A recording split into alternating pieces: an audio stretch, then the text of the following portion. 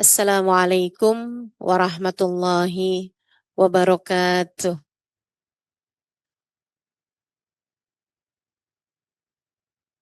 Alhamdulillah. Wassalatu wassalamu ala Rasulillah Muhammad ibn Abdullah wa ala alihi wa sahbihi wa man walah. Subhanaka la ilma lana illa ma 'allamtana. Innaka antal alimul hakim. Rabbi shrah li sadri wa yassir li amri. Wahlul 'uqdatan min lisani yafqahu qawli. Amma ba'd. Di bulan akhir dari bulan Rajab, Syahrul Rajabil Asab, bulan Rajab yang banyak diturunkan hujan ampunan dari Allah Subhanahu wa taala. Semoga kita menjadi di antara yang mendapatkan banyak ampunan karena kita datang pada bulan ini, kita masuk bulan ini hingga keluarnya dengan hati yang dipenuhi dengan penyesalan, dengan hati yang dipenuhi dengan taubat, dengan hati yang dipenuhi dengan rasa ingin kembali kepada Allah Subhanahu wa taala insyaallah. Amin ya rabbal alamin. Mawasimul khair, para ulama menyebutnya musim kebaikan. Rajab, Sya'ban, Ramadan. Para ulama mengibaratkannya dengan bermacam-macam. Ada yang mengibaratkannya seperti tanaman. Mereka mengatakan Rajab syahruz zara', Sya'ban syahruz saqi, wa Ramadan syahrul hasad. Bulan Rajab adalah bulan menanam. Bulan Sya'ban adalah bulan menyiram. Sementara bulan Ramadan adalah bulan kita memanen, menuai apa yang sudah kita tanam di sepanjang bulan Rajab. Jika kamu tidak menanam apapun pada bulan Rajab, apa yang kiranya akan kamu siram pada bulan Sya'ban? Dan jika tak ada yang kamu tanam, tak ada yang kamu siram pada bulan Rajab dan Sya'ban, apa yang kiranya akan kamu panen pada bulan Ramadan nanti? Maka kita berusaha untuk banyak menanam kebaikan-kebaikan pada bulan Rajab, kemudian kita sirami pada bulan Sya'ban, dan kita akan panen pada bulan Ramadan. Guru saya Al-Habib Zain bin Smith, salah satu dari guru saya.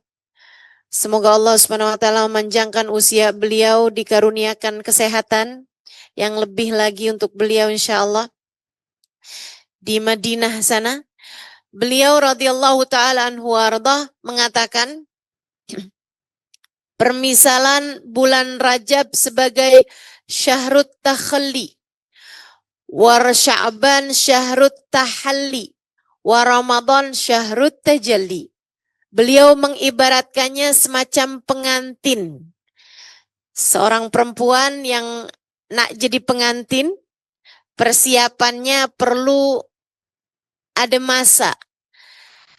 Yaitu pada bulan Rajab diibaratkan sebagai persiapannya dengan syahrut takhalli, bulan bersih-bersih.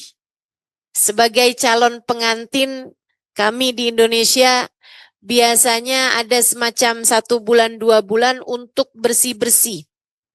Ada dia pergi spa, ada dia pergi dimandikan dengan bunga 7 rupa, semacam itu.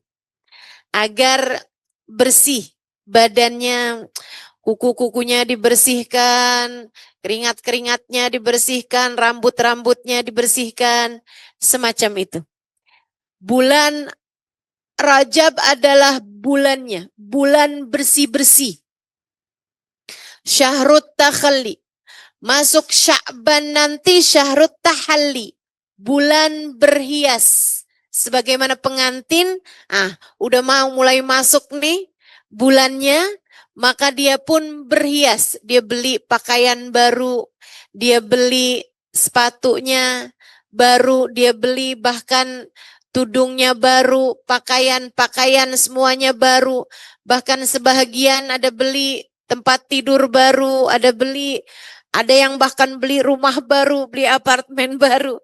beli kendaraan baru, berhias untuk memantaskan diri. Hingga kemudian datang bulan Ramadan, syahrut tajalli. Bulannya bersanding di pelaminan. Bulan kebersamaan dengan Allah Subhanahu wa taala jalla jalaluhu wa ta'ala azamatuh. Dan di bulan Rajab ini, kalau kita bicara tentang bersih-bersih, maka apa sebenarnya yang membuat kita kotor? Tak lain tak bukan kita menjadi kotor, kita menjadi bernoda disebabkan karena dosa-dosa yang tak pernah habis kita lakukan ini. Dosa kita, dosa saya, dosamu, saya rasa tak ada yang kurang. Ada tak di sini yang kekurangan dosa?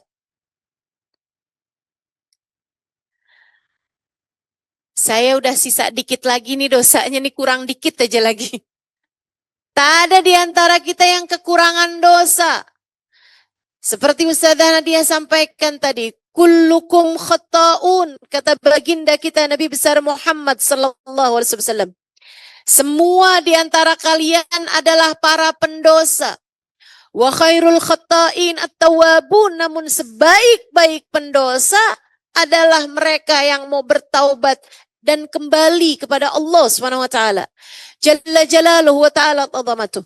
Semua di antara kita adalah orang-orang yang berbuat kesalahan, namun sebaik-baik yang berbuat kesalahan adalah mereka yang menginsafi dosanya, kembali ke jalan Allah Subhanahu wa taala dengan linangan air mata. Datang pada Allah Subhanahu wa taala, bertaubat kepada Allah Subhanahu wa taala. Jalla jalaluhu wa ta'ala azamatuh. Saudaraku sekalian yang saya muliakan, Nabi Muhammad beka, banyak menangis. Para sahabat bakaun, banyak menangis. Saudaraku sekalian yang saya muliakan, saya dulu sering kali mendengar, jangan menangis, kamu tak boleh manja. Dalam hidup kamu jangan banyak menangis, itu adalah kelemahan. Akan tetapi ketika saya mula masuk ke pondok pesantren, saya lihat para ulama-ulama, hingga bahkan ketika saya sampai di Hadramaut, di Tarim, tempat saya belajar sebelum tempat saya belajar yang terakhir, kali terakhir, Daruz Zahra, saya menjumpai guru saya, Hubabah Nur. Tiap kali membaca ayat Al-Quran mengenai azab, mengenai neraka, mengenai kubur, mengenai dosa, air matanya segera membanjir. Beliau selalu mengusap-usap air matanya yang terus mengalir dari kedua mata beliau.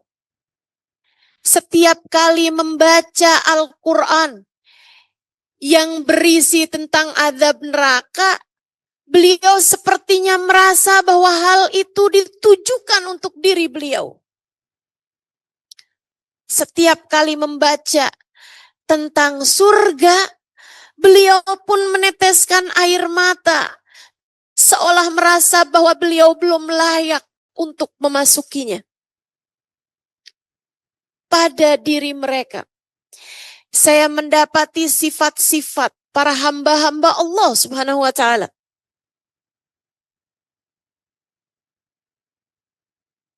Ketika diceritakan tentang hamba-hamba Allah, kita banyak membaca tentang sifat mereka yang ketakutan.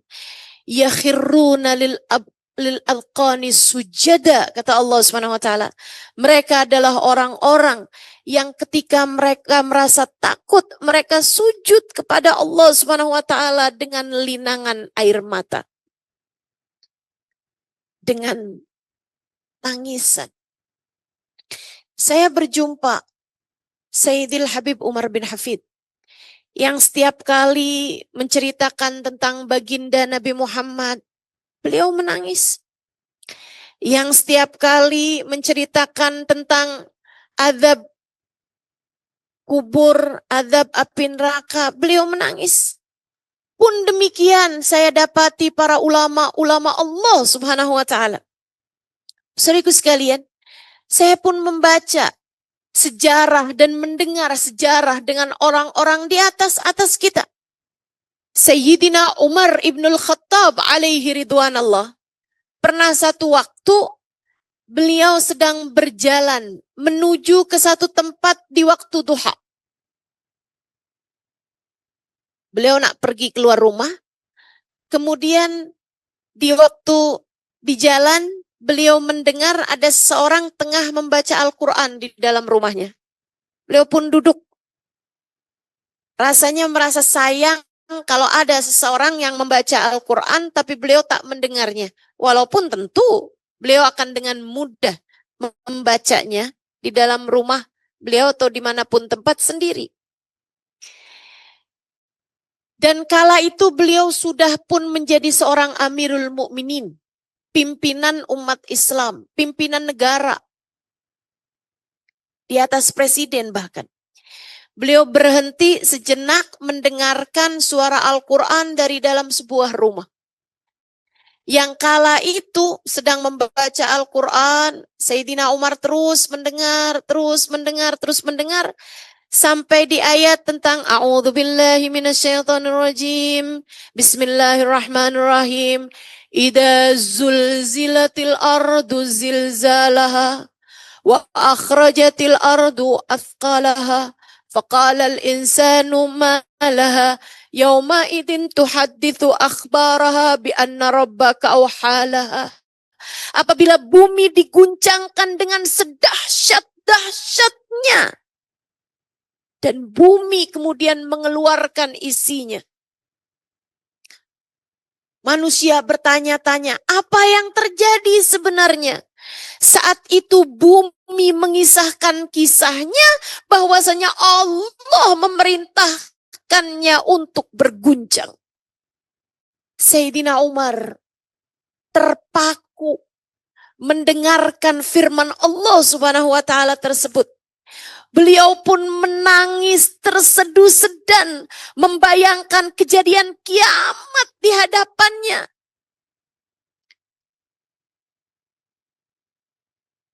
Bi anna rabbaka awhalaha. Fa amma man thaqulat mawazinuhu fa huwa fi syatir radiyah.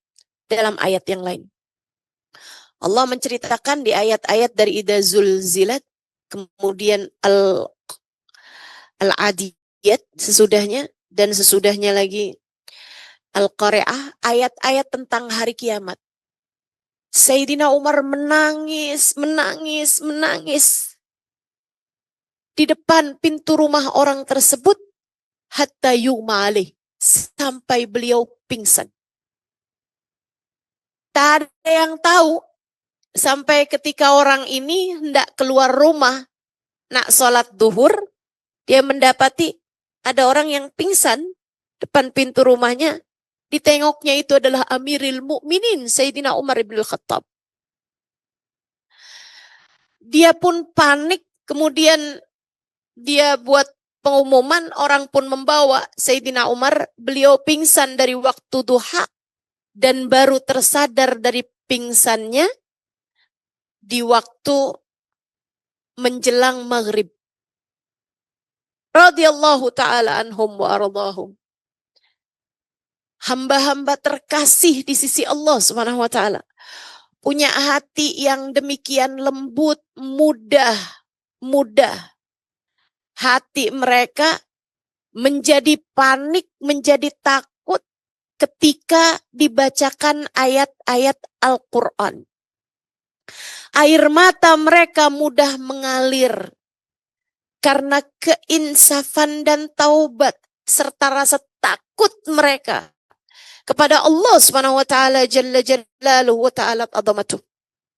Saudaraku sekalian yang saya muliakan, bahkan di atas mereka manusia paling agung, baginda kita Nabi besar Muhammad sallallahu alaihi wa ala alihi wa sahbihi wasallam.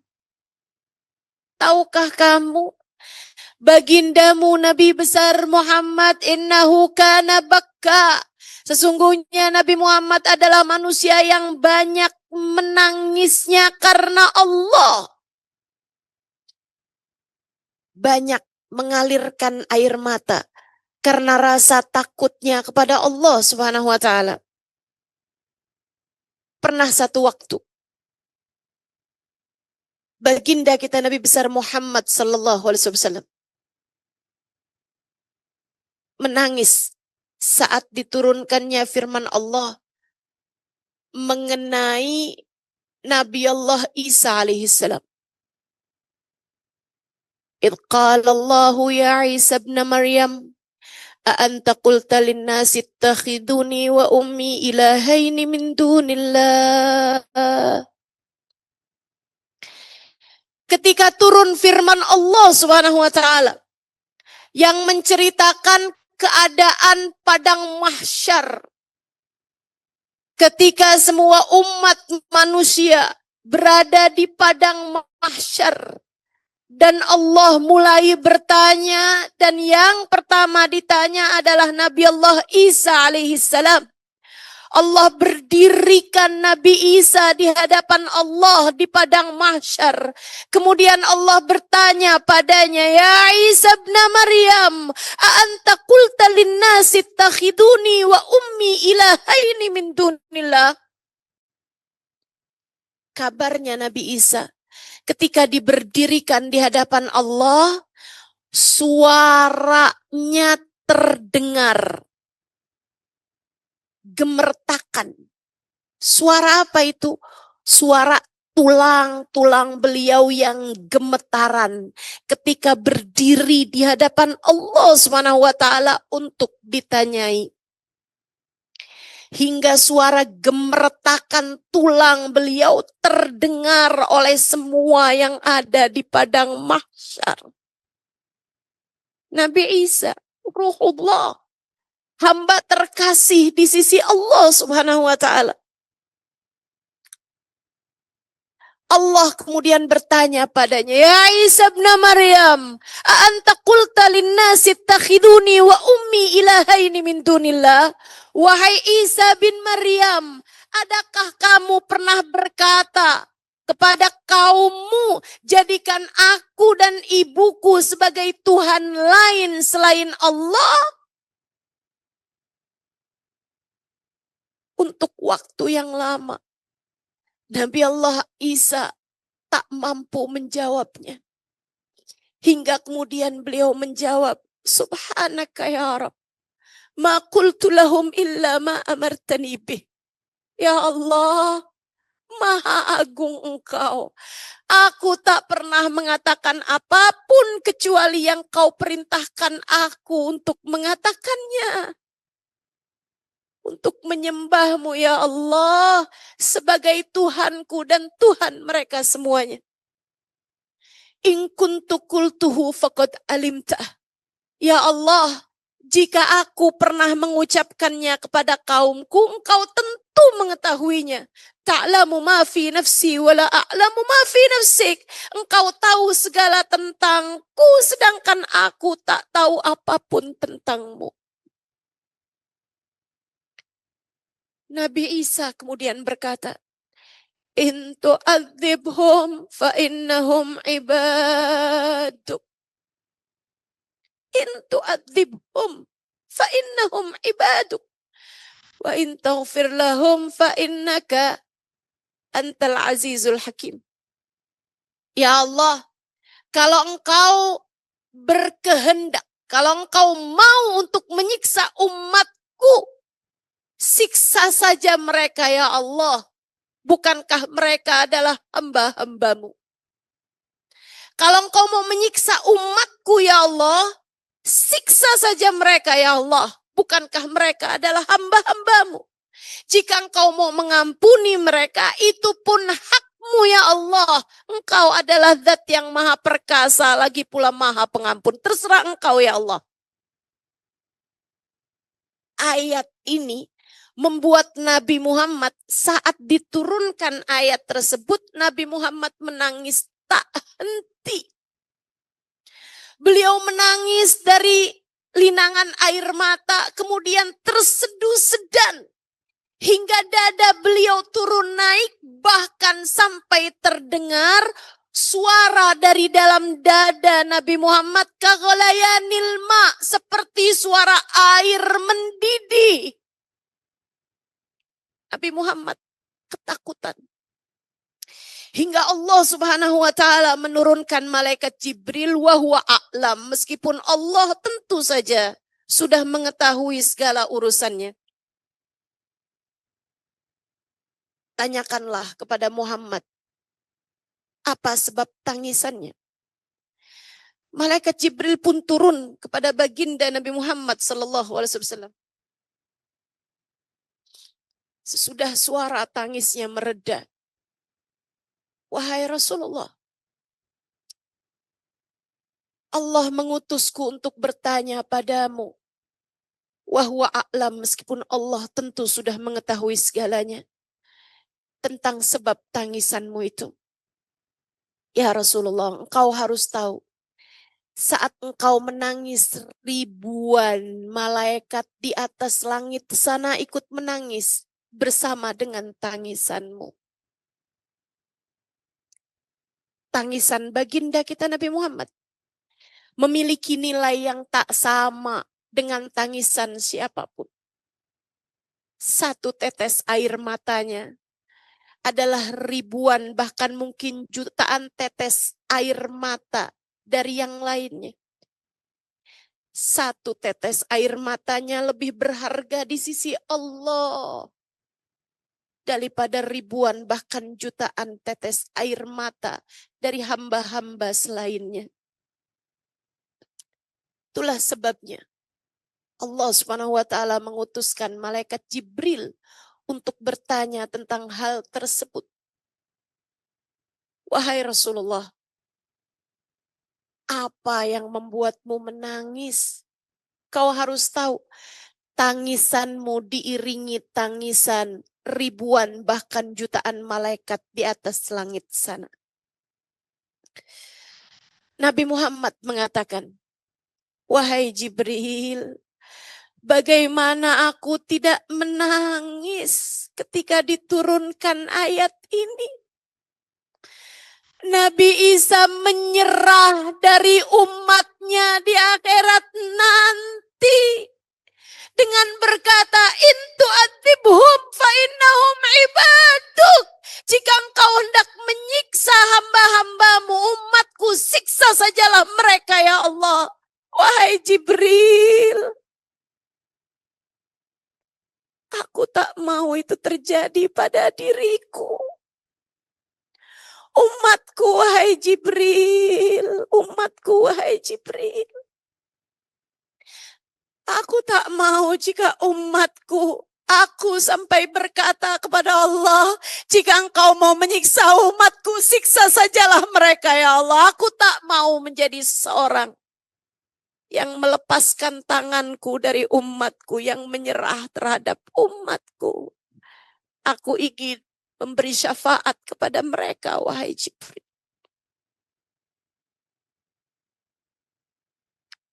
Baginda kita Nabi besar Muhammad, innahu kana bakka, seorang yang banyak menangis. Hingga Allah Subhanahu wa taala kemudian mewahyukan kepada Nabi Isa bahwasanya Allah tak akan membuat Nabi Muhammad kecewa dari umatnya. A'udzu billahi minasyaitonir rajim. Yauma la yukhzillahu an-nabi walladzina amanu ma'ahu nuruhum yas'a baina aydihim wa biaymanihim. Wahai Rasulullah, Allah tak akan pernah mengecewakanmu terhadap umatmu. Yauma la yukhzillahu an-nabi. Di hari akhirat nanti Allah tak akan mengecewakan Nabi Muhammad. Walladzina amanu ma'ahu, dan orang-orang beriman yang bersama dengan Nabi Muhammad. Semoga kita menjadi salah seorang di antara mereka insyaallah. Amin ya rabbal alamin. Para ulama menangis. Hamba-hamba Allah menangis. Para sahabat Nabi kita Muhammad menangis. Khawatir, takut terhadap dosa-dosa mereka. Padahal dosanya tak seberapa.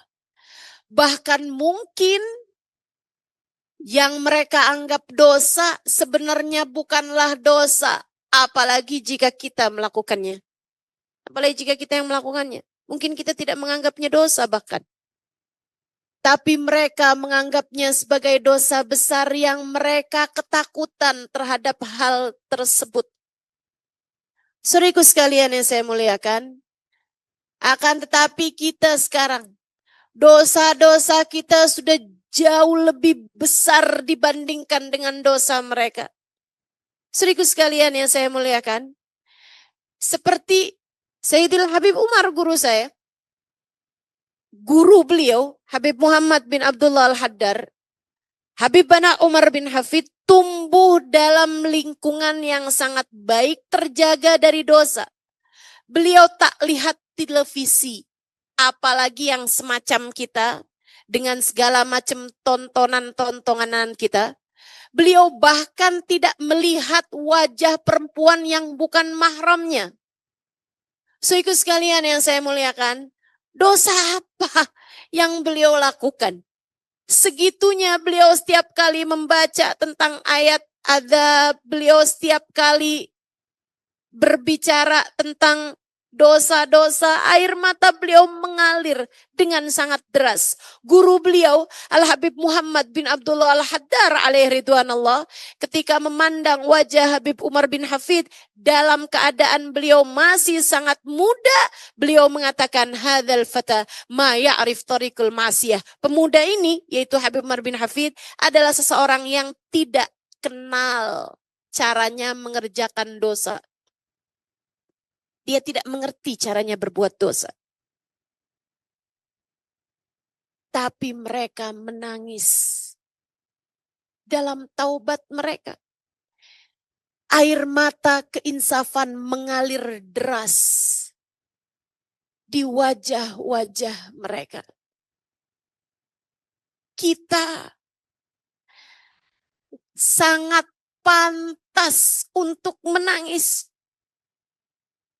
Habib Abdullah bin Alawi Al-Haddad dalam kitabnya An-Nasaih Ad-Diniyah mengatakan, hamba-hamba terkasih di sisi Allah Subhanahu wa taala, mereka menangis di waktu malam mereka atas persangkaan mereka terhadap dosa yang mereka sangka sebagai dosa, walaupun itu belum tentu dianggap sebagai sebuah dosa.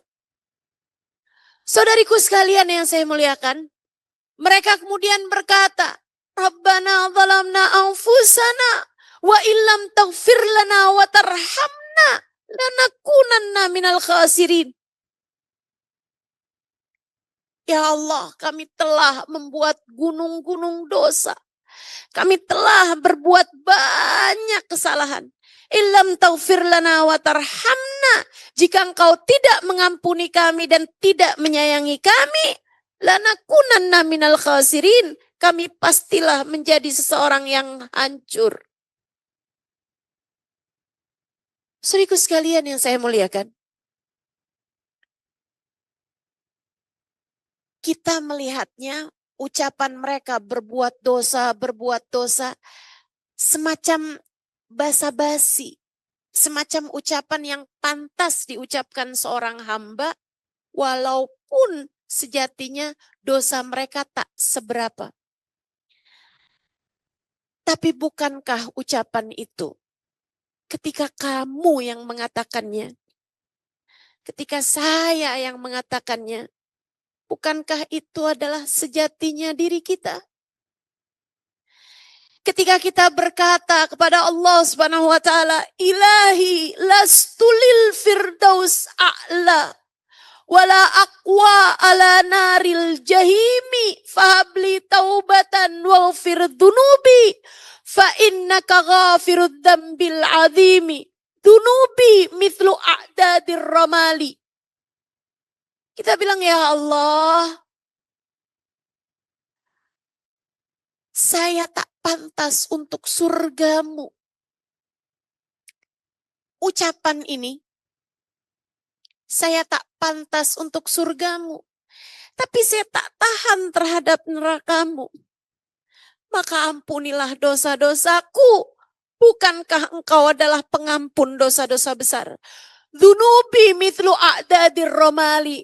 Ya Allah, dosaku seperti timbunan pasir. Sebanyak bilangan pasir di Sahara, di gurun.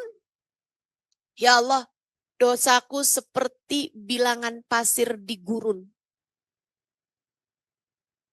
Ketika itu diucapkan oleh para kekasih Allah SWT, saudaraku sekalian, tampak ucapan mereka terlalu mendramatisir.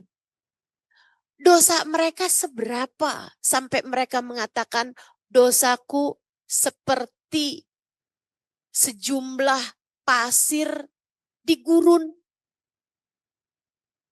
Jutaan, miliaran, banyaknya. Tapi ketika saya yang mengucapkannya, bukankah itu adalah sejatinya kita? Saya membayangkan kalau ucapan itu diucapkan oleh para kekasih-kasih Allah. Sayyidina Syekh Abdul Qadir Jailani misalnya, Imamul Haddad misalnya, Robi Al-Adawiyah misalnya. Bahkan ucapan itu kabarnya adalah ucapannya Sayyidina Imam Asy-Syafi'i. Atau ada juga yang mengatakan bahwa itu adalah ucapannya Abu Nawas. Wallahu a'lam ala dzalik.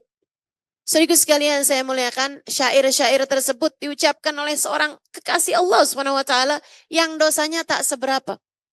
Mungkin malaikat kalau dengar gitu kan, kamu terlalu tawadu sampai kamu merasa bahwa dosamu seperti bilangan pasir di gurun. Tapi kalau kita yang mengucapkannya, mungkin malaikat bilang, oh sekarang kamu tahu siapa kamu. Bukankah memang demikian adanya kita? Adakah menurutmu kamu layak untuk surga Allah? Betul kita membaca Al-Quran, betul. Tapi ada berapa banyak ucapan kita yang membicarakan aib orang lain? Ada berapa banyak ucapan-ucapan kita yang menyakiti hati orang lain? Ada berapa banyak ucapan-ucapan kita yang bernilai dosa? Betul bahwa mata kita memandang Al-Quran sesekali, memandang wajah orang-orang soleh-solehah sesekali. Tapi jika kamu bandingkan, ada berapa banyak pandangan haram yang dilihat oleh matamu dalam sepanjang hari-harimu, saat hidupmu, baik secara langsung ataupun di layar gadgetmu itu, di layar handphonemu itu. Adakah menurutmu yang seperti kita, yang sepertimu, yang sepertiku, layak untuk surganya? Surga untuk hamba yang bertakwa. Surga untuk mereka yang menempuh jalan menuju ridha Allah. Surga untuk mereka yang bangun di waktu malam, kemudian ruku sujud pada Allah Subhanahu wa taala dengan hati yang sepenuhnya menghadapkan diri mereka kepada Allah Subhanahu wa taala. Surga diperuntukkan untuk mereka yang tak lagi mencintai dunia. Sementara hati kita masih begitu banyak dipenuhi dengan pikiran-pikiran tentang dunia kita. Surga untuk mereka yang hanya mengharap ridha Allah SWT. Sementara kita, pandangan manusia terhadap kita, pandangan orang-orang di sekeliling kita masih begitu penuh memenuhi ruang hati kita. Apakah dia sayang pada kita? Apakah dia cinta pada kita? Apakah dia tak berbagi hati dengan perempuan yang lain? Terus saja dalam pikiran-pikiran kita. Surga Allah peruntukkan untuk hamba-hambanya yang tidak menginginkan. Liman la yuriduna uluan fil ardi. Untuk mereka yang tidak menginginkan tinggi di dunia. Tidak menginginkan nama baik di dunia. Untuk mereka yang cita-citanya adalah Allah Subhanahu wa ta'ala dan negeri akhirat. Adakah menurutmu yang sepertimu? Yang setiap hari hanya memikirkan besok makan apa, hari ini makan apa. Pikiran kita adalah apa yang masuk dalam perut kita. Adakah menurutmu yang seperti kita layak untuk surga? Bagaimana jika Allah bertanya, mengapa dalam hidupmu yang kamu pikirkan hanyalah tentang duniamu? Dan sedikit sekali kamu berpikir tentang aku. Saudaraku sekalian yang saya muliakan, saya tergelitik dengan ucapan seorang ulama. Ketika dia membaca, dia bilang saya kalau baca Quran suka tersinggung. Dia bilang saya baca di Quran tentang sifatnya orang munafik. Alladzina idza qamu ila salati qamu kusala. Yura'unan nas wa la yadhkurunallaha illa qalila. Allah ketika bercerita tentang orang-orang munafik, sifat-sifatnya. Kata Allah Subhanahu wa taala, alladzina idza qamu ila salati qamu kusala. Orang-orang yang apabila hendak berdiri menuju salat, mereka berdiri juga tapi dalam keadaan malas. Alladzina idza qamu ila salati qamu kusala. Yura'unan nas, selalu mencari pandangan orang, selalu mencari penilaian orang. Wala yadhkurunallaha illa qalila, dan mereka tidak mengingat Allah, tidak berzikir kepada Allah illa qalila, kecuali sangat sedikit sekali. Beliau mengatakan, saya baca ayat ini dan saya tersinggung. Kenapa ini jadi seperti sifat saya? Ini Allah sedang cerita tentang orang munafik. Tapi kenapa sifat-sifat ini semuanya ada dalam diri saya?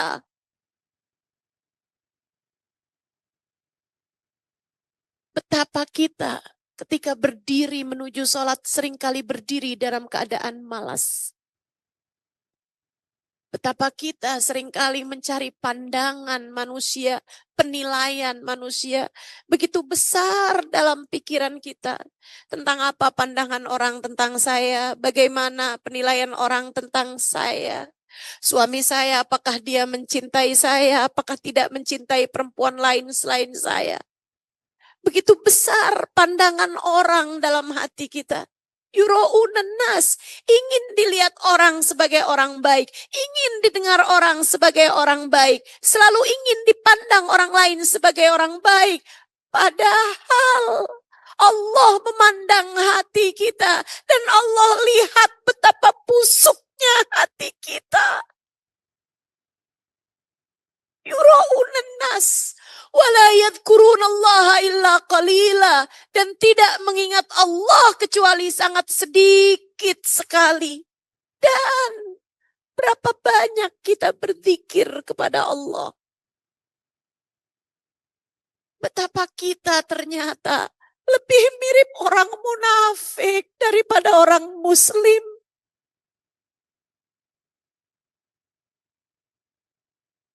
Betapa yang seperti kita belum layak untuk surganya, bukan?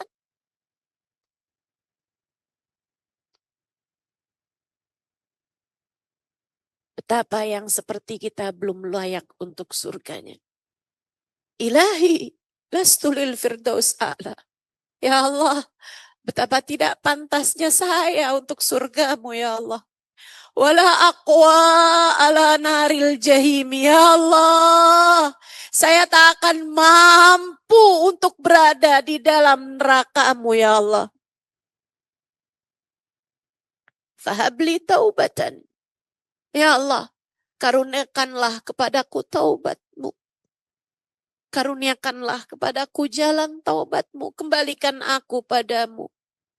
Insafkanlah diriku ya Allah. Karuniakan kepadaku keinsafan. Fahabli taubatan. Waghfir dhunubi. Ampuni dosaku ya Allah. Fa'innaka ghafirud dzambil azimi. Bukankah Engkau ya Allah yang maha mengampuni dosa. Meski seperti apapun besarnya dosa tersebut.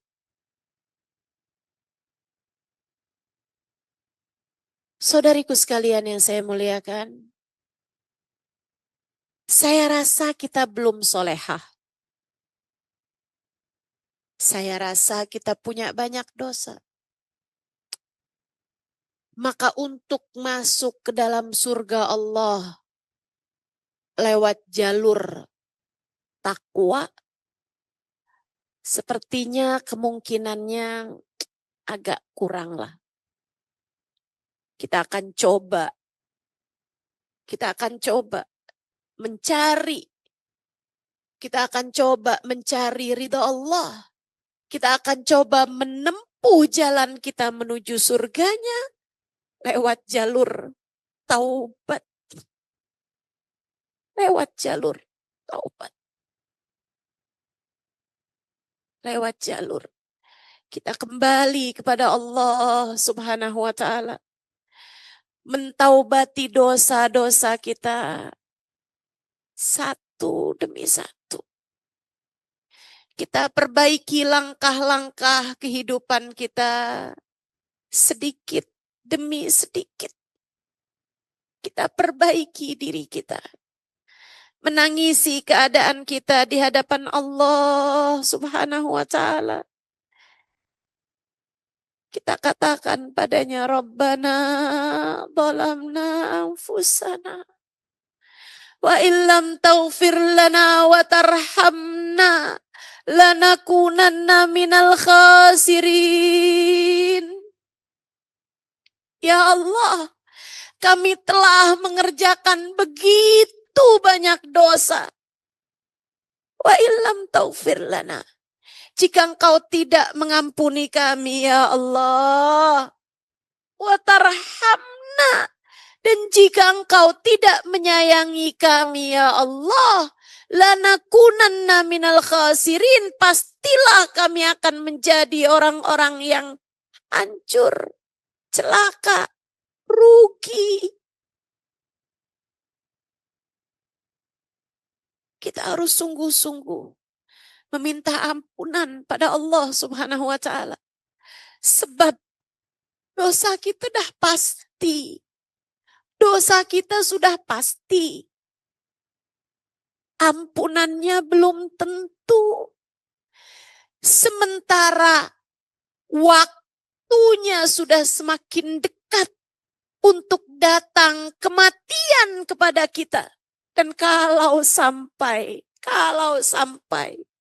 datang ajal menjemput kita, kemudian kita mati dan menghadap Allah Subhanahu wa ta'ala dengan membawa begitu banyak dosa-dosa kita, saya tak tahu nasib semacam apa yang segera akan datang pada kita.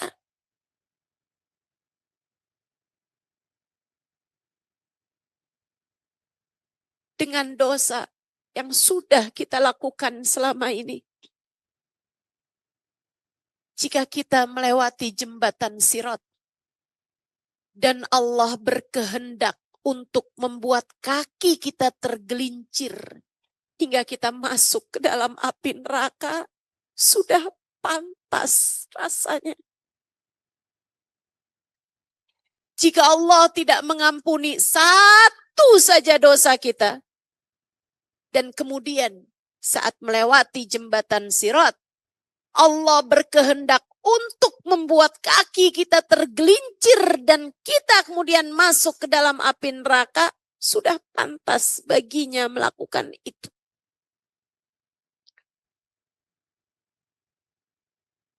Dengan satu saja dosa kita, bisa saja menjadi penyebab Allah Subhanahu wa taala mengadab kita di dalam alam kubur.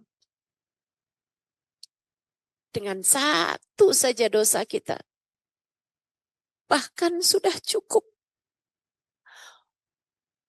untuk Allah Subhanahu wa taala mencabut iman saat datang sakaratul maut. Bagaimana pula dengan seluruh dosa yang sudah kita punya? Bagaimana pula dengan seluruh dosa yang sudah tercatat dalam amal perbuatan kita? A'udzu billahi minasyaitonir rajim. Ma yalfidhu min qaulin illa ladaihi raqibun atid. Tidaklah seseorang mengucapkan satu ucapan, termasuk juga ketika seseorang melakukan perbuatan, melainkan semuanya dicatat oleh malaikat raqib dan malaikat atid. Semua dosamu telah tercatat. Semua dosa kita telah tercatat untuk kelak diberikan kepada kita.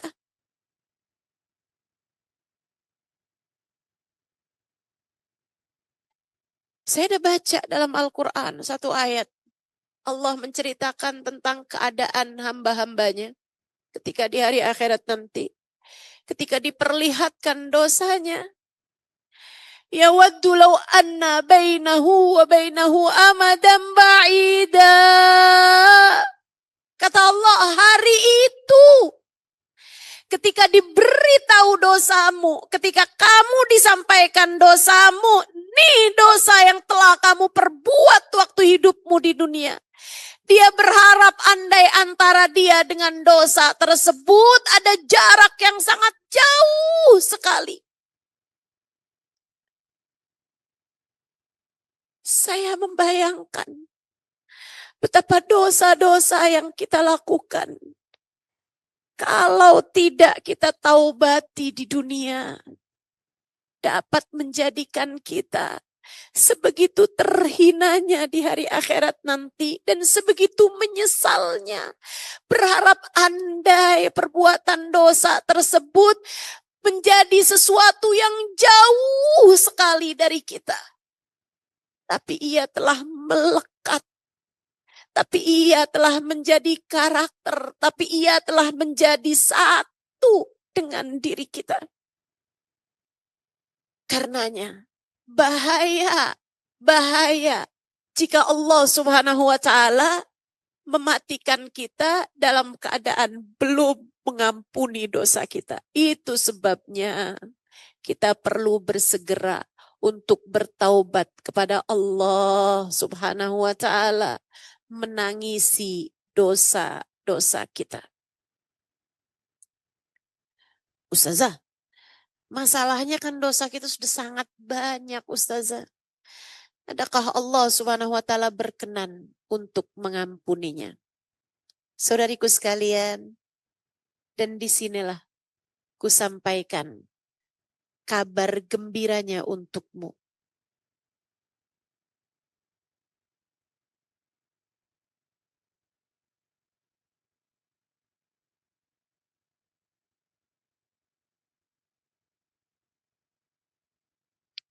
Jika kamu merasa dosaku emang sudah sangat banyak, Ustazah. Rasanya macam taubat itu kan putar arah, putar balik. Pusing balik, pusing. So ikut sekalian, kita merasa jalan kita sudah terlampau jauh. Sehingga kalau nak putar balik gitu, rasanya apa mungkinkah kiranya kita akan kembali ke jalan yang benarnya gitu. Kadang kita merasa, udah terlanjur. Sudah terlanjur salah, sudah terlanjur dosa, kita lanjutkan sajalah. Sudah sepertinya memang seperti inilah jalan saya. Saudaraku sekalian yang saya muliakan, tak ada yang begitu besar ketika Allah hendak mengampuni. Sebagaimana tak ada yang kecil jika Allah hendak memperhitungkan. Saya ulangi, dosamu tak ada yang cukup besar jika Allah berkehendak untuk mengampuni. Sebagaimana jangan remehkan, sebab tak ada yang kecil jika Allah hendak memperhitungkan. Ada satu ungkapan dari guru saya, Sayyidil Habib Umar bin Hafid, yang seringkali saya merasanya sebagai semacam obat buat saya. Ungkapan guru-guru kita, ungkapan para ulama-ulama kita, seringkali jadi obat untuk kita, bukan? Kita memang perlu untuk mencari pengobatan, untuk mencari healing, untuk mencari penawar bagi hidup kita ini dengan berguru kepada para ulama, sebab ucapan-ucapan mereka, pelajaran-pelajaran mereka setara obat bagi kehidupan kita. Saudaraku sekalian yang saya muliakan, ada satu kali Sayyidil Habib Umar bin Hafid menyampaikan hal ini. Dan ini jadi, sekali lagi jadi obat untuk saya setiap kali mengingatnya. Beliau mengatakan, jangan kamu kira sifat-sifat Allah SWT itu hanya 99 yang Allah SWT sebutkan dalam Asmaul Husna. Tidak demikian. Allah SWT punya sifat jauh lebih banyak daripada itu. Hanya saja yang Allah SWT sampaikan kepada kita adalah 99 itulah. Di antara sifat Allah SWT, Allah punya sifat la yubali. Di antara sifat Allah SWT, Allah punya sifat la yubali. Allah tidak peduli. Allah tidak peduli. Saudaraku sekalian yang saya muliakan, Allah tidak peduli. Allah tidak peduli siapapun kamu. Jika Allah berkehendak menyiksamu, Allah dapat saja dengan mudah melakukannya. Allah tidak peduli kamu anak siapa, kamu istrinya siapa, kamu ibunya siapa. Allah tidak peduli bahkan kepada profesimu, meski kamu seorang ustazah sekalipun. Jika Allah berkehendak mencabut iman dari dalam hatimu, tak ada sesiapapun mampu menghalangi. Allah tidak peduli, maka berhati-hatilah. Allah tidak peduli.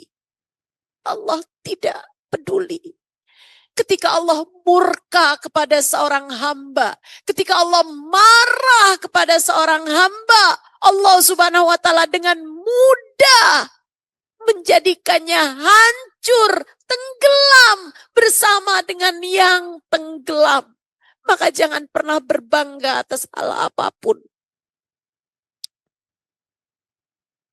Tapi di lain sisi, Allah tidak peduli. Seberapapun dosamu, jika Allah hendak mengampuni, Allah tidak peduli. Seberapapun dosamu, jika Allah hendak mengampuni, Allah tidak peduli. Meski setinggi gunung, meski setinggi bangunan-bangunan. Di Singapura sini, tinggi-tinggi menjulang. Meski dosamu setinggi itu sekalipun, ketika Allah hendak mengampuni, Allah mengampuni. Allah hanya mengampuni, begitu saja. Begitu saja. Maka jangan pernah kamu merasa dosamu begitu besar sehingga tidak mungkin Allah ampuni. Allah sangat mungkin mengampuni. Allah sangat mungkin untuk mengampuni. Kamu hanya perlu satu hal, yaitu kembalilah padanya. Bertaubatlah padanya. Putarkanlah arah hidupmu. Tinggalkan dosa-dosamu dan mulailah berjalan menunduk kepadanya. Mulailah berjalan menunduk menujunya. Mulailah berkata padanya, ya Allah, aku datang padamu. Ya Allah, terimalah aku. Ya Allah, ampunilah dosa-dosaku. Mulailah berucap, Allahumma anta rabbi wa ana abduka.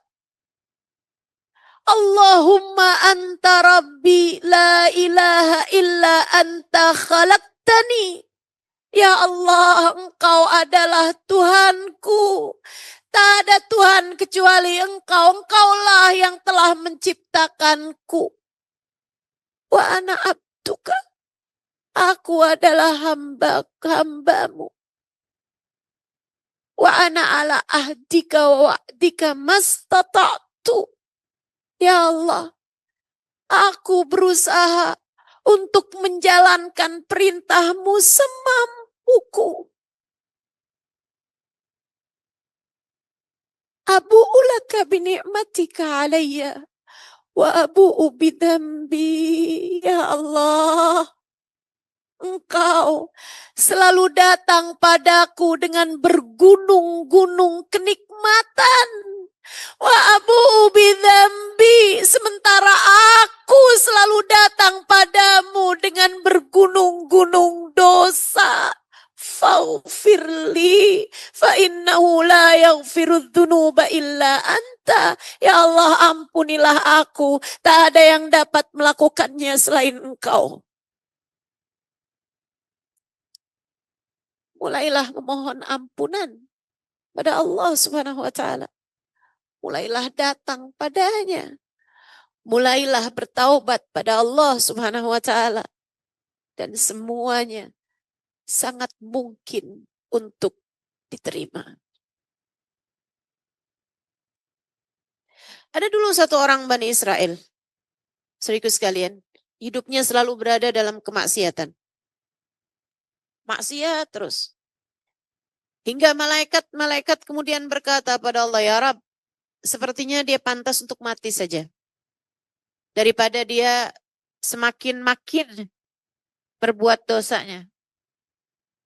Allah Subhanahu wa taala mengatakan, tunggulah. Aku menunggu taubatnya. Satu waktu Allah Subhanahu wa taala kemudian menghendaki dia diberi rasa sakit. Ada masa malam itu dia bersama dengan kawan-kawannya menenggak minuman keras, kemudian perempuan-perempuan mereka berbuat maksiat. Sampai kemudian ketika sudah malam semuanya kembali ke tempat tidurnya masing-masing dan dia pun juga tertidur dalam keadaan mabuk sebelumnya di atas tempat tidurnya. Tapi kala itu keadaan menjadi berbeda. Di tengah malam ketika sudah tak ada sesiapapun selain antara hamba tersebut dengan Allah Subhanahu wa taala, Allah Subhanahu wa taala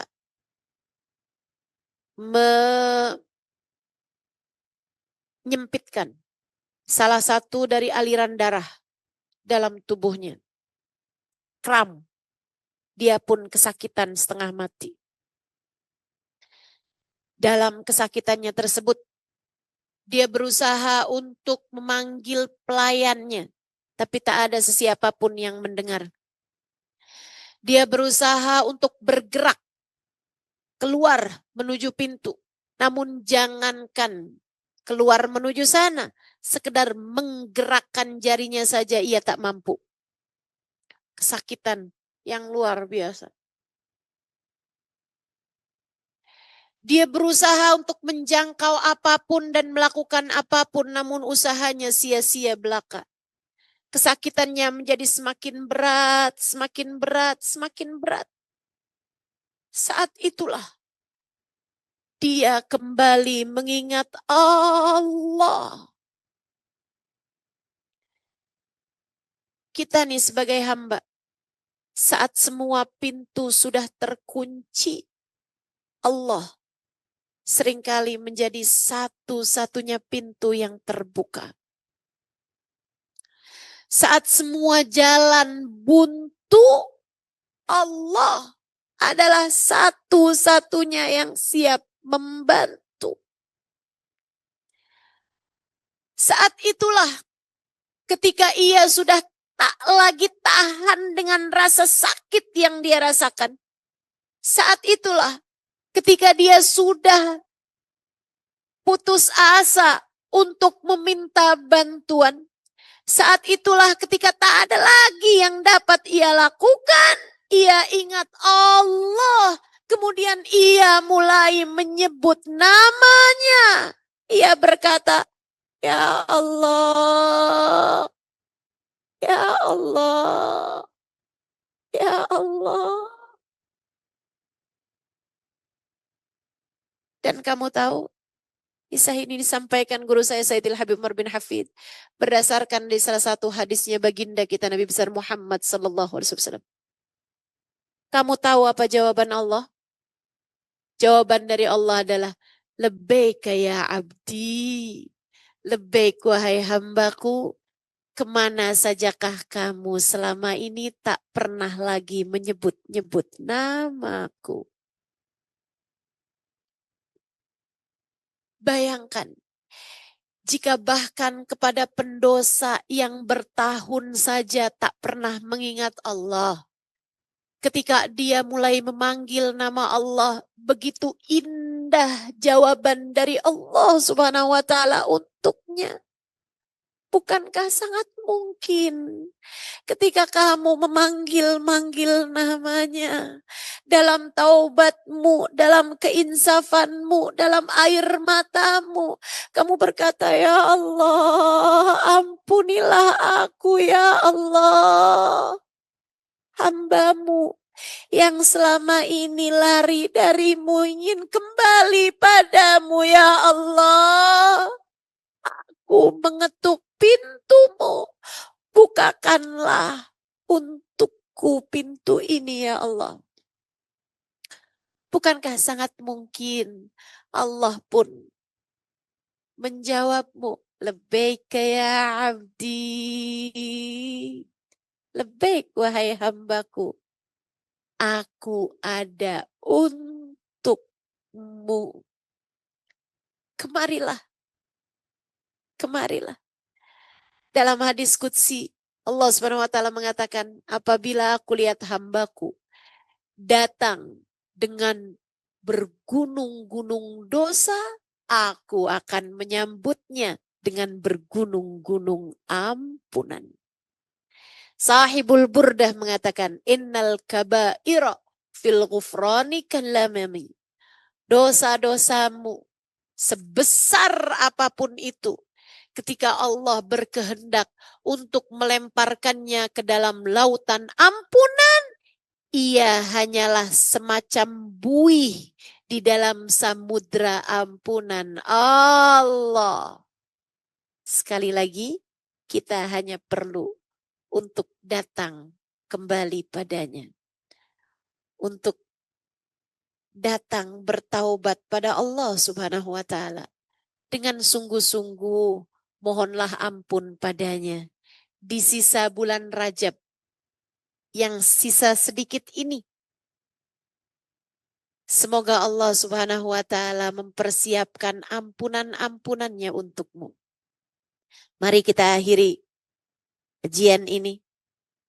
Dengan saya akan memimpin istighfar. Kamu boleh mengikutinya sudah saya. Mudah-mudahan Allah SWT berkenan mengampuni dosa-dosa kita. Astaghfirullahaladzim. Astaghfirullahaladzim. Alladzi la ilaha illa anta.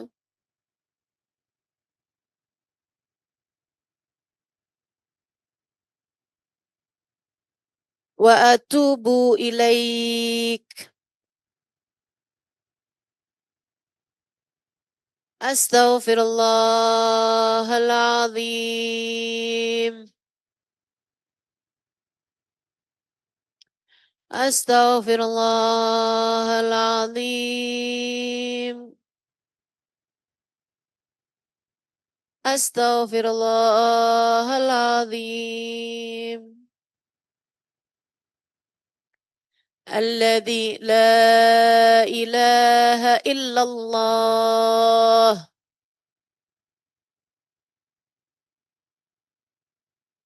Wa atubu ilaih.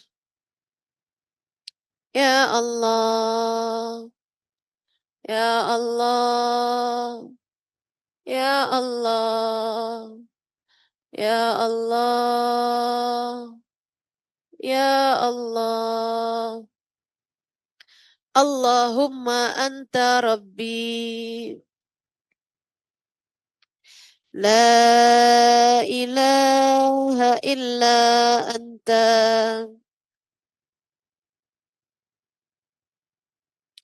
Khalaqtani wa ana abduka wa ana ala ahdika wa wa'dika mastata'tu a'udzu bika min syarri ma sana'tu abu'u laka bi ni'matika alayya wa abu'u bi dhanbi faghfir li fa innahu la yaghfiru dhunuba illa anta. Ya Allah, Ya Allah, Ya Allah, Ya Allah, Ya Allah.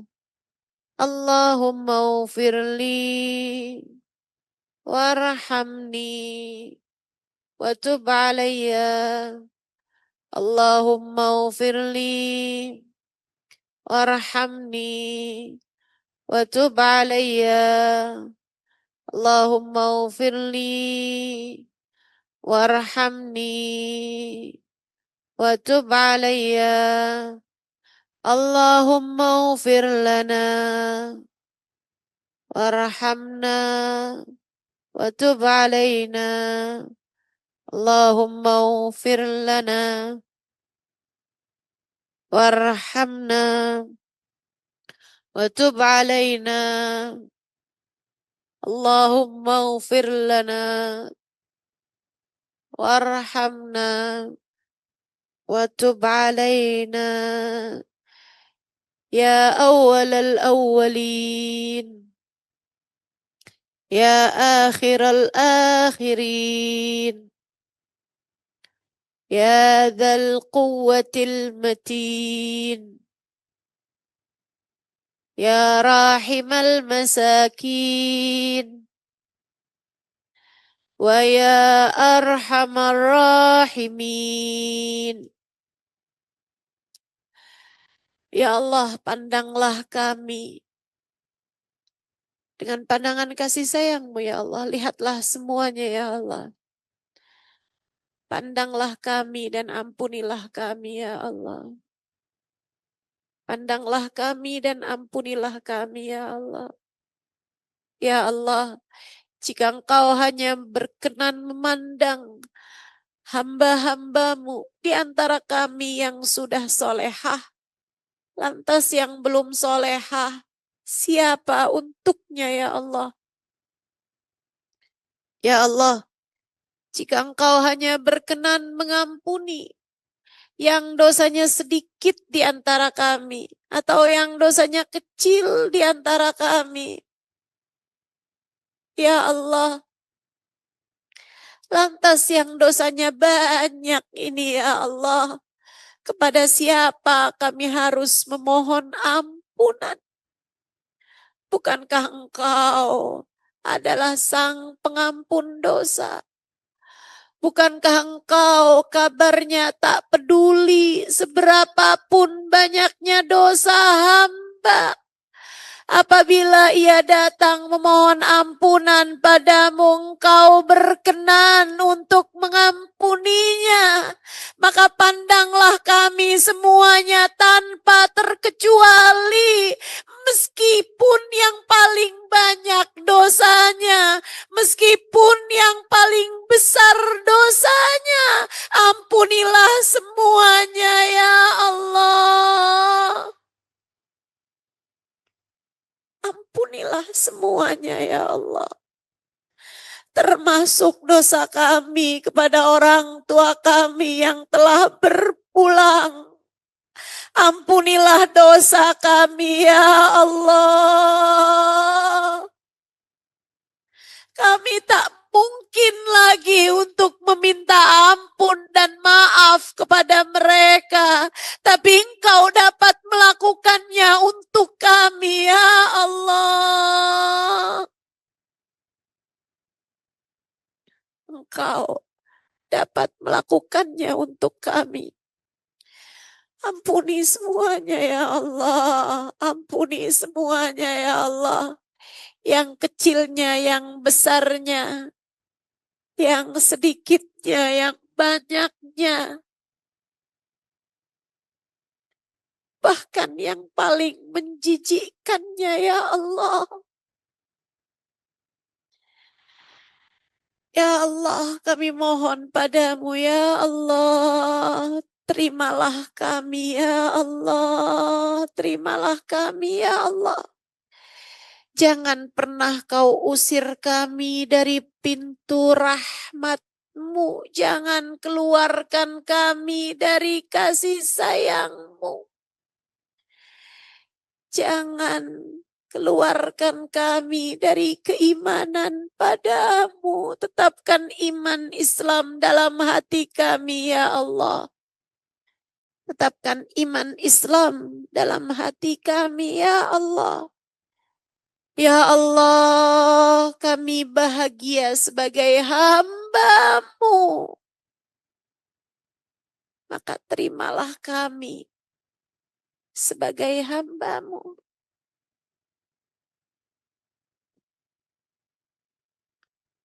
Wahai Zat yang Maha Pengampun, wahai Zat yang dermawan dalam memberikan ampunan, Sang Maha Dermawan memberi sesuai dengan keperluan. Yang memerlukan ampunan yang banyak karena dosanya banyak, bagikan padanya ampunan yang banyak. Yang memerlukan ampunan yang besar karena dosanya besar, bagikan padanya ampunan yang besar. Wahai Zat yang Maha Besar, karuniakanlah kepada kami ampunan-Mu yang besar. Ya Allah, kami mohon padamu ya Allah. Kami sungguh-sungguh telah berdosa, tapi kami pun tahu Engkau sungguh-sungguh dapat memberikan ampunan. Maka ya Allah, dengan kesungguh-sungguhan ampunan-Mu, ampunilah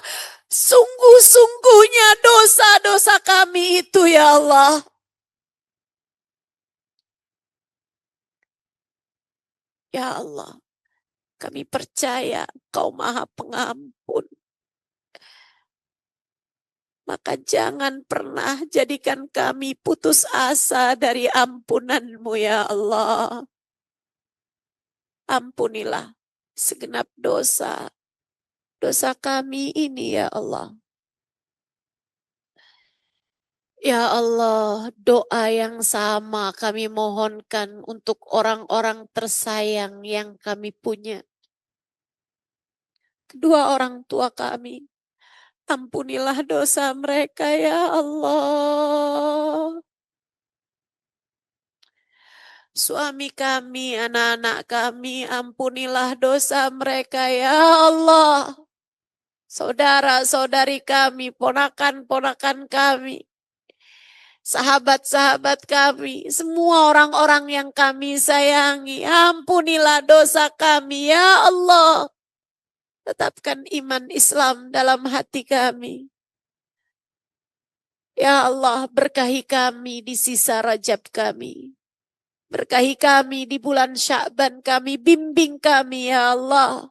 Agar dapat sungguh-sungguh melaksanakan apa yang paling kau inginkan untuk dilakukan seorang hamba pada waktu-waktu yang mulia ini. Ya Allah, sampaikan umur kami pada bulan Ramadan.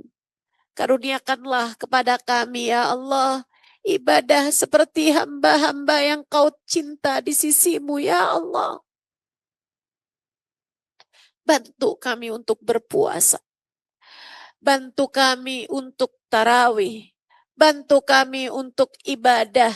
Bantu kami untuk banyak membaca Al-Quran. Bantu kami untuk bersedekah. Bantu kami untuk berbuat banyak kebaikan-kebaikan. Bukankah kami hamba-Mu ya Allah? Kami tak dapat melakukan apapun tanpa hidayah, tanpa bimbingan dan tanpa bantuan dari-Mu ya Allah.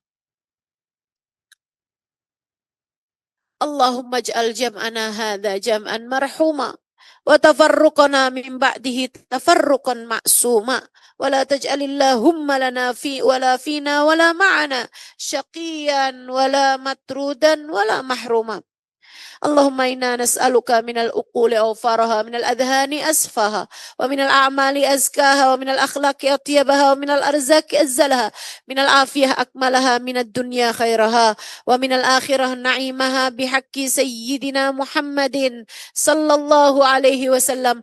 اللهم اقسم لنا من خشيتك ما تحول به بيننا وبين معاصيك ومن طاعتك ما تبلغنا به جناتك ومن اليقين ما تهون به علينا مصائب الدنيا ومتعنا اللهم بأسمائنا وأبصارنا وحولنا وقوتنا ما أبقيتنا إنك على كل شيء قدير.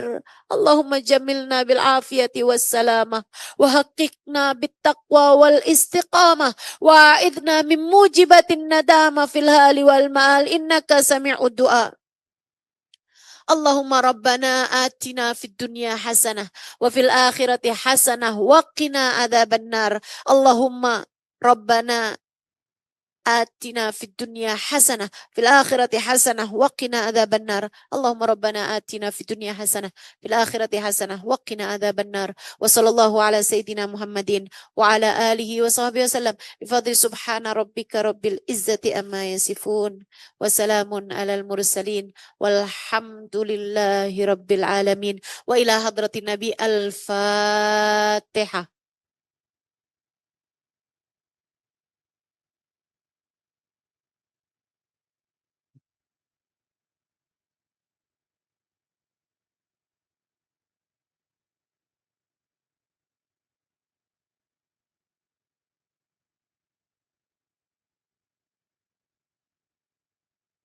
Terima kasih. Mudah-mudahan Allah SWT berkenan mengijabah doa-doa kita dan juga menerima taubat kita insya Allah.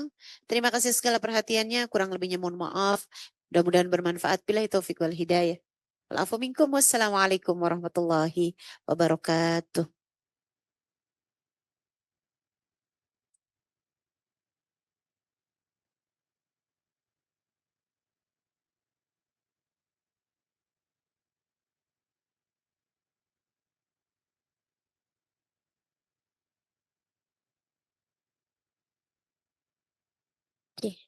Baiklah.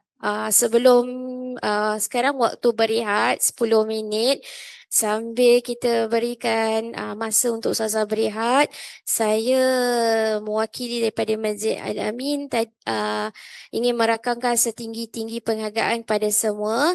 Sebelum itu saya ingin ringkaskan terlebih dahulu tausiah Ustazah Halimah sebentar tadi, iaitu air mata keinsafan adalah melambangkan kembalinya hati kita kepada Allah SWT, dan juga tangisan taubat kesedara diri dan permulaan hijrah menuju kehidupan yang lebih baik dan diridhai oleh Allah SWT. Semoga kita semua bersama-sama mendapat syafaat Rasulullah sallallahu alaihi wasallam. Amin ya rabbal alamin. Okey, oleh itu sebelum kita sekarang waktu berehat, tapi sambil-sambil waktu berehat, pihak kami memohon agar para hadirin dapat meluangkan masa untuk melihat risalah. Sebelum tadi hadir di masjid, ada pihak masjid ada beri risalah, betul? Okay, dan dalam risalah tu ada beberapa program-program daripada Masjid Amin yang akan menganjurkan, insya-Allah, untuk maklum. 10 menit lagi saja untuk menjawab soalan. Kalau ada sesiapa di antara semua akhwat yang ada di sini yang mau bertanya, silahkan angkat tangannya, kemudian langsung sampaikan pertanyaannya. Silahkan.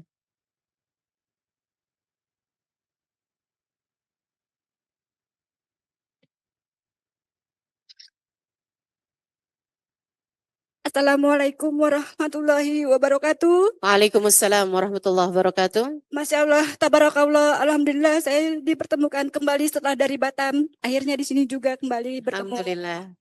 Ada salah satu pertanyaan saya mungkin Ustazah Halimah. Apabila saya atau kita semua berbuat maksiat atau berbuat dosa atau berbuat khilaf, dan itu sudah dicatat oleh Allah. Tetapi ketika kita sudah bertaubat nasuha dan tidak melakukannya kembali, apakah di hari akhirat nanti Allah tetap mencatat dosa kita itu? Baik. Terima kasih Ustazah Halimah. Bila taufiq wal hidayah. Wassalamualaikum warahmatullahi wabarakatuh. Waalaikumsalam warahmatullahi wabarakatuh. Nama saya Inawan dari Inawan. Ya. Tapi alhamdulillah, iya, Inawan. Inawan, baik. Ya. Terima kasih Ustazah. Ya, sama, makasih. Baik ya, ukhti kita ini, Nawan bertanya tentang apakah apabila seseorang berbuat dosa, kemudian dia bertaubat nasuha dengan dosa tersebut, dia sungguh-sungguh minta pada Allah Subhanahu wa taala ampunan hingga Allah pun mengampuninya. Apakah nanti di hari akhirat catatan dosa tersebut tetap ada ataukah tak lagi ada?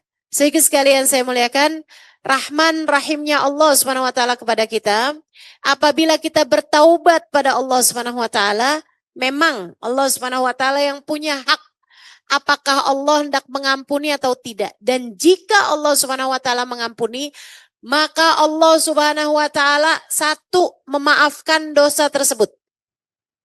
Ketika Allah Subhanahu wa taala memaafkan, artinya Allah tidak akan mengazab dia dari dosa tersebut. Kemudian yang keduanya, Allah Subhanahu wa taala menghapuskan dosa tersebut. Ini yang dimaksudkan dengan firman, dengan sabda Nabi Muhammad SAW, At-taib minad dhanbi kaman la dhanbalah. Orang yang sudah bertaubat dari dosanya dianggap seperti tidak pernah berbuat dosa. Dalam artian Allah pun menghapuskan dosanya tersebut. Allah pun menghapuskan dosanya tersebut, tak lagi tertulis di dalam catatannya, dan juga pertama tadi itu kan Allah tidak akan mengazabnya. Kemudian kalau Allah Subhanahu wa taala menerima taubatnya, tentu saja Allah Subhanahu wa taala kemudian akan menghapuskan dosanya tersebut, dianggap oleh Allah Subhanahu wa taala seperti tidak pernah berbuat dosa. Hanya saja perlu catatan, ini ada notnya ini ya. Jangan ceritakan dosa-dosamu kepada siapapun. Sebaiknya kamu jangan pernah menceritakan dosa kepada siapapun. Tidak ada konsep pengakuan dosa di dalam agama kita. Perlu dicatat, tak pernah ada konsep pengakuan dosa kepada manusia di dalam ajaran agama kita. Karenanya tak perlu untuk menceritakan dosamu kepada siapapun. Teman-teman sekalian saya muliakan, sebab khawatirnya terutama yang suka menceritakan dosa dalam keadaan pamer terhadap dosa tersebut walaupun sesudah dia bertaubat. Misalnya dulu tuh saya memang sangat bandel sekali, sangat nakal sekali. Saya dulu berbuat begini. Walaupun sekarang saya sudah bertaubat, saya sudah tak lagi buat itu. Tapi menceritakan dosa tersebut walaupun dalam jalur pentaubatan sekalipun, jangan lakukan itu. Kenapa? Karena khawatir di akhirat nanti kalaupun Allah Subhanahu wa taala sudah menutupi aib-aib kita, Allah sebagai zat yang maha adil, terkadang ketika ada yang protes kepada Allah, ya Rob, dia pernah cerita kepada saya bahwa dia berbuat dosa begini. Kenapa tak ada catatannya?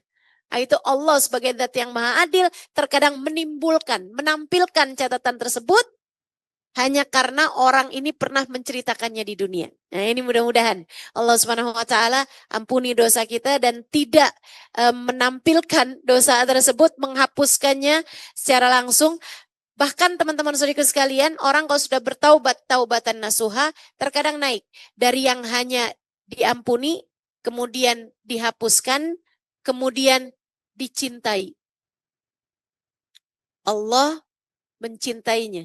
Seperti firman Allah Subhanahu wa taala, "A'udzubillahi minasyaitonirrajim, innallaha yuhibbut tawwabin." Sungguhnya Allah Subhanahu wa taala cinta kepada hamba-hambanya yang selalu bertaubat pada Allah Subhanahu wa taala. Allah cinta kepada hamba-hamba yang sungguh-sungguh bertaubat pada Allah Subhanahu wa taala. Bahkan terkadang naik lagi. Sesudah dicinta Allah Subhanahu wa taala seperti yang Allah Subhanahu wa taala sebutkan dalam Al-Furqan ayat 70, kata Allah Subhanahu wa taala, yubaddilullahu sayyiatihim hasanat. Allah gantikan dosa-dosanya dengan catatan pahala. Luar biasa. Kamu hanya perlu taubat dengan sungguh-sungguh pada Allah Subhanahu wa taala untuk mendapatkan benefit ini ya, untuk mendapatkan karunia-karunia besar dari Allah Subhanahu wa taala, kemanfaatan dari Allah Subhanahu wa taala ini insyaallah. Mudah-mudahan Allah karuniakan taubat nasuha pada kita sekalian.